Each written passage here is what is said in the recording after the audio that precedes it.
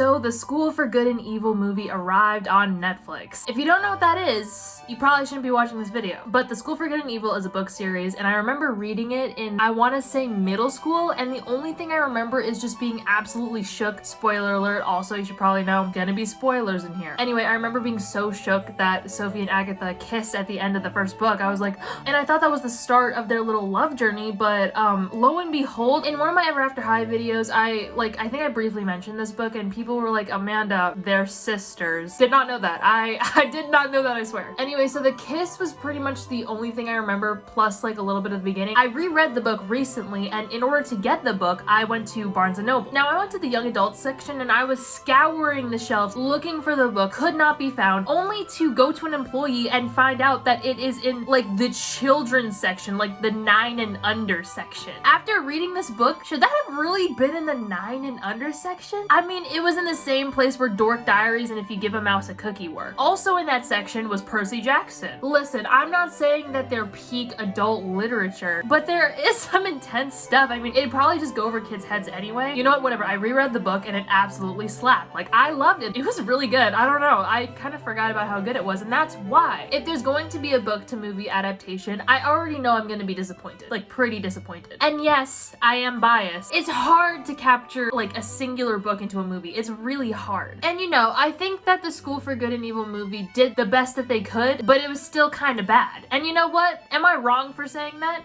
Maybe. Actually, it's important to note that I've only read the first book of the series. I know there's like 5, and I will read them eventually, but I haven't gotten around to it. So if I'm really dragging the movie for including something that like doesn't make sense or that I don't know about and it happens to be in one of the later books, feel free to drag me in the comments. So anyway, the movie starts out by showing the conflict between like the 2 founders of the school, the 2 brothers, and how the evil one like died in the process. But dude, this scene, I cannot emphasize to you how lame this scene was, just because like in the book they describe the conflict between the 2 brothers, and you know, maybe they go into it a little bit more in the other books, but in the first book at least they describe the conflict as this like huge war between good and evil, and everybody was clashing, and then in the midst of all this rose a mysterious schoolmaster who made everyone peaceful. I don't know, but in the movie it was just a little sword fight duel, and the CGI wasn't even that great. Granted, I mean, I'm sure that wasn't in the budget, you know, to have a massive war, but that still doesn't mean it wasn't really underwhelming. So then after they show the evil brother dying, they move on to introduce Sophie and Agatha, and I'm going to get really into Sophie and Agatha's relationship and their characters later because there's a lot to discuss there. But you know, the thing is that when they're introducing Sophie and Agatha in the town is not aware of the School for Good and Evil, and I feel like that is a very major change that affects a lot of characters and whatnot, but perhaps it was a change necessary for the movie adaptation, but it's a change that I feel made the movie a lot worse. I feel like in the book it was really cool because having this like mysterious creature steal children in the night like every I don't know how many years, I feel like that's part of like the world building pieces that made this really interesting. In the movie what happened is that only the bookkeeper seemed to know what the School for Good and Evil was, and she seemed like the only one who remembered that this one singular child got taken like 20 years ago. And you may be thinking like, Amanda, that's a pretty significant change. Like, how is the mysterious schoolmaster person supposed to drag Sophie and Agatha in the middle of the night? Well, what happens is Sophie writes a letter to the schoolmaster, who she recently found out existed, and asked to go to the School for Good and Evil. I don't even really know if that letter did anything, to be honest, because she ended up going into the woods in the middle of the night, and Agatha coincidentally ended up going after her, and then the schoolmaster showed up and dragged her a little bit further into the woods, and then the skeleton bird came and swooped them off to their new magical homes. Now, I'll give them this. It was pretty cool to see like what they did design-wise for the schoolmaster, the skeleton birds, the School for Good and Evil, all of that visually pretty cool. But even though I'm gonna get into this later, I still feel like having the town not know about the School for Good and Evil and the kidnapping really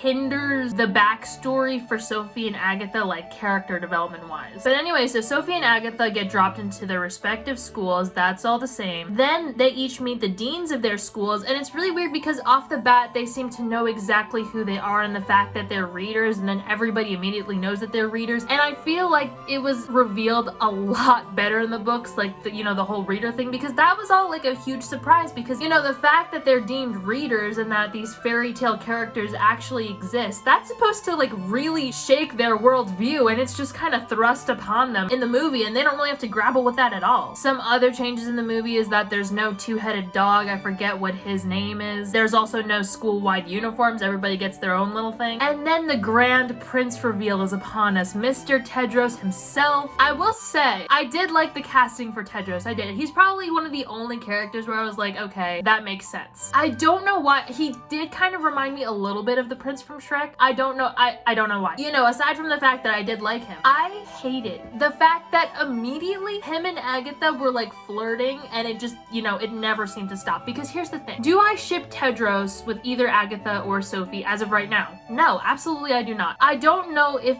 he will eventually, you know, him and Agatha will grow on me as I continue reading the series. So in the book, I think that Sophie was really only in love with the idea of the perfect prince, which was Tedros, right? That makes sense. Tedros, you know, with his trauma with his mom, I think that it also made sense that maybe he was drawn to Sophie because she's like so the opposite of who he's supposed to pick love-wise, that he thought that how could this possibly go wrong? I mean, if she's good through and through and she proves that despite being chosen to be in an evil school, she has to be good enough to be my bride. You know what I mean? That was all good. I liked their relationship in the book because even though I didn't ship it, because I kind of, you know, you kind of know it's doomed from the start, I think that them being drawn towards each other made a little bit of sense. What I also liked in the book is the fact that Agatha and Tedros like hated each other for most of the book, and then there's a slow progression towards him and Agatha, and then, you know, they eventually get together. Did I like the fact that they got together? No, not really, but you know, it is what it is. In the movie, Tedros and Agatha were immediately drawn to each other, immediately had a spark, were immediately flirting. Also, Tedros has a massive magic sword, and that's not a euphemism. I feel like giving him that sword kind of undermines his capabilities as a fighter. I don't know, it just seemed like why give him an unbeatable magic sword? That whatever, sure,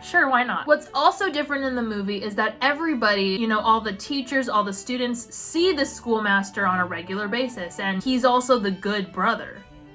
Right? Wait, is he the good brother? Oh my god. I just realized that I might have totally misinterpreted the movie. Okay, so if anyone else has watched the movie, was the schoolmaster the good brother?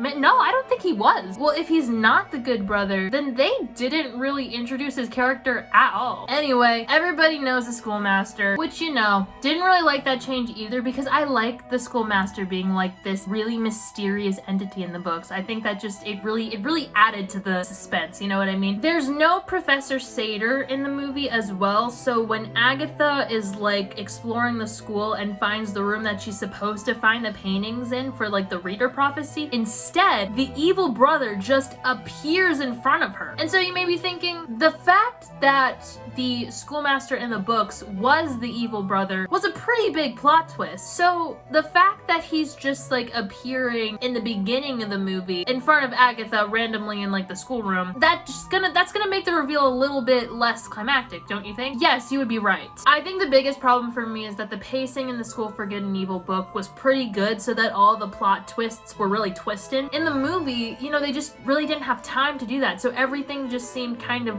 like a little bit rushed and anticlimactic, which is further illustrated in the fact that Agatha and Sophie just walk up into the schoolmaster's tower, you know, just up the little stairs, knock on the door, it opens pretty much immediately, and then they just find the Storian and the schoolmaster, which again isn't really a big reveal because the schoolmaster already revealed himself normally, like it's a normal thing, it's a normal occurrence, it's not a big deal. And then, you know, in the book when the schoolmaster gives Sophie and Agatha the riddle and they, like, you know, have to try really hard to solve the riddle, that does not happen in the movie. He gives them the riddle and Agatha immediately says, oh, true love, that is in fact the answer. What is the one thing that evil can never have, that good can never do without? Oh, I know. Manners. A castle. Amazing hair.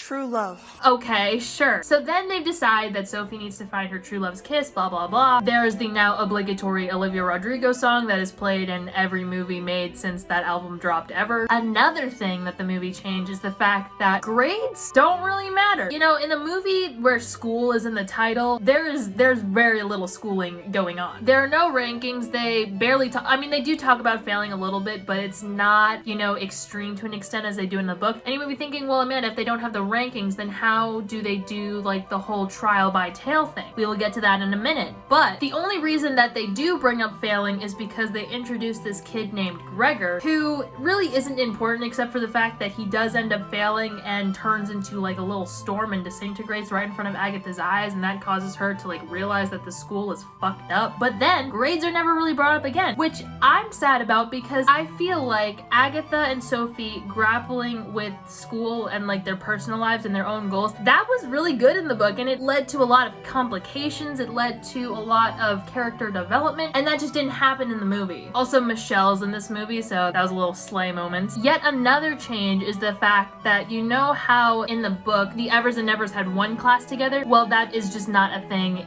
in the movie, which is bad in my opinion because, you know, the whole Tedros picking Agatha unknowingly every time in like those little exercises they had in class, like that developed their relationship a little bit. So while Tedros and Agatha are flirting in the woods, meanwhile Sophie and Hester are having a little battle of their powers. But you know why this isn't important? Because they don't even end up having a circus of talents at the end of the movie. I think they do mention like the theater in the beginning of the movie, but that's never brought up again. And what makes it even better is the fact that Sophie's power, she doesn't even seem to actually have a power though, because when she calls like the swarm of bees that attack Hester's little demon thingy tattoo, it ends up being the evil brother as bees. And so everybody ends up seeing the evil guy, right? But the teacher doesn't tell because she's in love with him, of course. Then go back to Agatha, there's the wish fish scene that, you know, follows the book pretty closely. But then instead of a rampaging herd of animals headed straight towards Agatha, it's just a singular skull bird. And you know who that bird is? It's Gregor. You know who he disappeared into the storm, disintegrated, that whole thing? Yeah. And Tedros actually ends up killing Gregor, which, you know, was pretty good. I feel like if I was seeing the movie for the first time and I didn't read the books, I'd be like, damn. But I did read the books. And in the books, I feel like having a gargoyle slowly turn into a little boy, but then having Tedros slice off his head midway through the process, that was crazier. But you know, so now you could see the only reason Gregor was introduced was so that scene could happen. There's no wolf fairy business going on. Like, there's no revelation at the end of the movie that the good students who fail turn into wolves and the bad students who fail turn into fairies. Like, that just doesn't happen. For better or for worse. I mean, for worse. Like, in the books, that was pretty cool. And then we get Sophie's doom room scene, and surprise, surprise, she doesn't actually end up killing the person who's supposed to be torturing her, because the person who ends up torturing her in this scene, and, you know, by torturing her, I mean cut off her hair, is Dean Lady Lesso, which is worse yet again in my opinion, because Sophie committing murder, that was huge character development for her. Like, that was a big deal, and that's what, you know, sparked her whole kind of moral decline into like becoming an actual witch. But you know, if you just watch the movie and you see Sophie's like hair being cut off and then you see her turn into this like diva baddie, that just doesn't hit as hard, because you're like, oh, she must be pretty vain if all of that, you know, just her hair being chopped off caused her to descend into evil. And then going back to Tedros and Agatha, what makes the relationship all the more excruciating is the fact that Agatha's like, ugh, I'm normal. This is what a normal girl looks like. And he's like, you're not normal.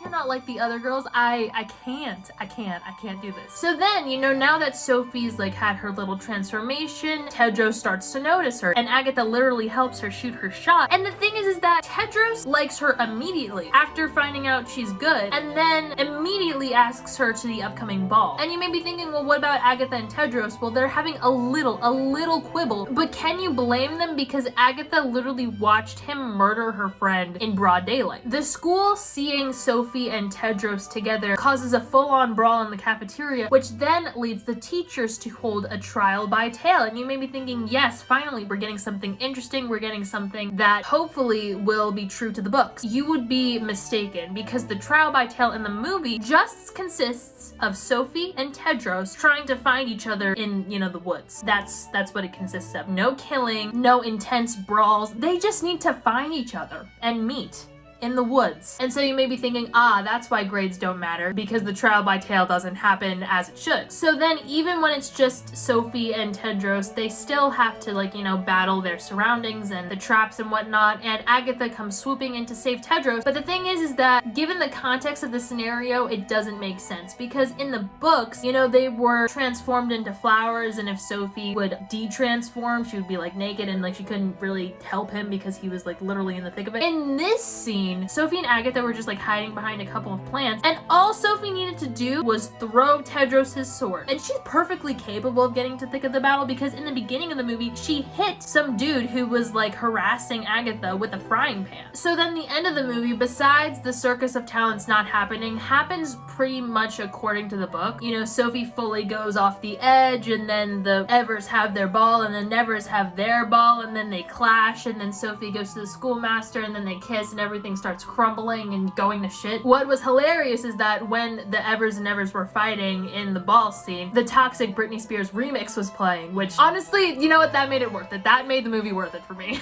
However, the ending has changed like just slightly, because when Sophie and the schoolmaster, who revealed himself to be the evil guy, oh wow, big surprise, Tedros actually tries to save them, but then Agatha and Sophie end up saving the day, and then Agatha and Sophie kiss. Woohoo! Then Agatha and Sophie end up going back home to Gavaldon, and they pretty much confirm that there will in fact be another movie, so we're in for yet another wild ride. Now, here's the thing. I really want to go back, rewind a little bit, and get into why this movie didn't make sense for Sophie and Agatha. So I feel like the movie kind of completely butchered Sophie's character, because Sophie, in the books, she felt that she was destined for something greater. Part of what really fueled her fantasies was the fact that there was pretty much confirmed to be a school for good and evil. There are routine kidnappings, and one clearly like good pretty child and one bad ugly child is taken at the same time. That really feeds into her fantasy that she is the chosen one. She is going to be chosen to become a princess, and so she really tries to fit the mold of the princess by doing all of these nice deeds, but in her head she is only doing them to try and look nice, and she has a little bit, I mean, she has kind of a bitchy personality, but you would only know that through her inner monologue, her inner dialogue, right? In the movie, we really can't get a clear vision of Sophie because we don't have that inner monologue. We don't have that distinction between her actions and her motivations or her true feelings towards people. Then we have Agatha, who the town has pretty much deemed the girl who's going to be taken for the evil side. Partly because she's creepy and lives in a graveyard, but also partly because the book straight up calls her ugly multiple times over and over again. And then you cast Sophia Wiley as Agatha. Now listen, you can call Sophia Wiley a lot of things, but you cannot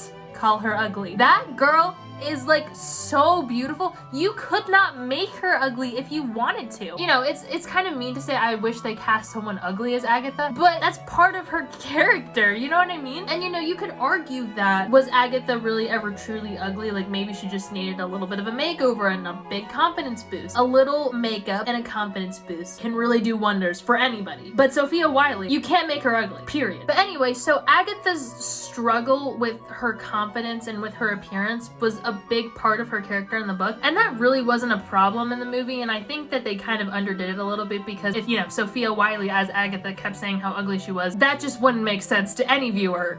Also, I feel like in the book, Sophie and Agatha's relationship was a little bit toxic, because even though Sophie, I mean, I know Sophie cared for Agatha, but I feel like she always thought of Agatha as second to herself, whereas Agatha was always thinking about, like, Sophie, putting her first, and I guess that's what makes the whole ever and never distinction in the books, and it, like, low-key a little bit explains why that they were dropped into the schools that they were dropped into regardless of their appearance. But in the movies, because that wasn't really fleshed out, it really did seem like a silly little mix-up on the schoolmaster's part. And then I already mentioned how I didn't like Agatha and Tedros' relationship progression in the movie, just because in the books it was a real enemies to lovers. In the movie, they never seemed to hate each other. They had a mini fight when Tedros killed Gregor, but that was very quickly brushed over. Him and Sophie's relationship in the movie made no sense whatsoever to me. me. In the books, I thought it was really cool to see Tedros like kind of switching between Sophie and Agatha, but then you also got to see a little bit more of Tedros and Agatha's relationship as Agatha was